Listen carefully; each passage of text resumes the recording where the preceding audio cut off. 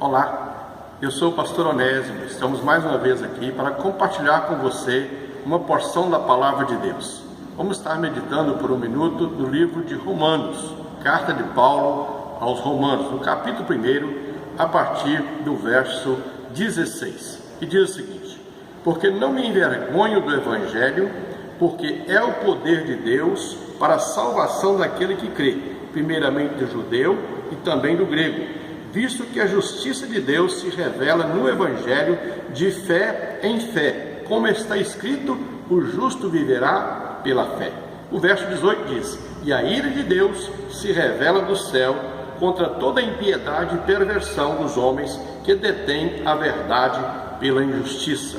Amados, esse texto, ele fala do Evangelho como meio pelo qual nós alcançamos a salvação, alcançamos a absolvição de Deus das nossas culpas.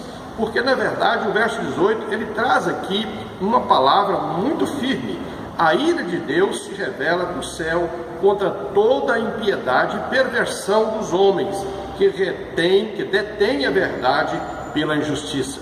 Por que a ira de Deus? A ira de Deus se revela contra o pecado. Nós sabemos que o pecado, ele separa o homem de Deus. O pecado é aquilo que agride a santidade de Deus, e o homem foi contaminado desde o início. Então o homem, ele precisa de alcançar essa absolvição do Senhor através do seu perdão. E a palavra diz que a ira de Deus se revela do céu contra toda a impiedade e perversão dos homens que detêm a verdade pela injustiça. Quer dizer, ele deixa de dar crédito à verdade e dar crédito à injustiça. Portanto, o pecado é uma injustiça contra Deus, porque Deus se revela a nosso favor, nos dando o perdão dos nossos pecados. O versículo 36 do capítulo 3 de João diz: por isso, quem crê no Filho tem a vida eterna. O que todavia se mantém rebelde contra o Filho não verá a vida, mas sobre ele permanece a ira de Deus. É difícil pensarmos num Deus irado. Nós sempre pensamos num Deus amoroso, num Deus perdoador, mas Deus se ira contra o pecado. Deus se ira contra a rebeldia do homem. Mas essa ira de Deus, como nós vivemos no período da graça, no período do perdão, no período do amor de Deus, ela caiu totalmente sobre Jesus.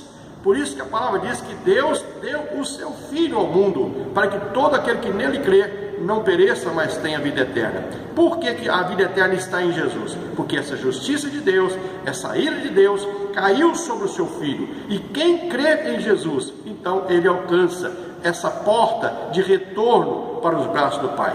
Mas para que nós possamos crer nele, nós precisamos nos arrepender dos nossos pecados. Que na verdade os nossos pecados fazem separação entre nós e o nosso Deus, entre nós e o nosso Deus. O livro de Efésios tem rapidamente aqui uma observação sobre essa questão, que diz sobre a ira de Deus também. Efésios capítulo 2, no versículo 3, diz: entre os quais também todos nós andávamos outrora, segundo a inclinação da nossa carne, fazendo a vontade da carne e dos pensamentos, e éramos por natureza filhos da ira, como também todos os demais. Então, amados, Deus se ira contra a nossa inclinação pecaminosa, nossa inclinação para as coisas da carne, mas Deus nos ama. Então ele ofereceu o seu Filho para que nós pudéssemos alcançar a nossa absolvição através do seu perdão.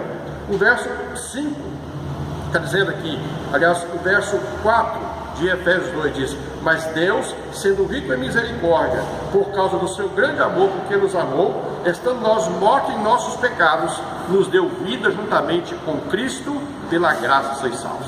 Então nós vemos aqui Deus se revelando também na graça e na misericórdia. Portanto, nós temos que estar atentos a essa realidade. A ira de Deus se revela contra toda a impiedade, mas também o amor de Deus se revela em Cristo Jesus.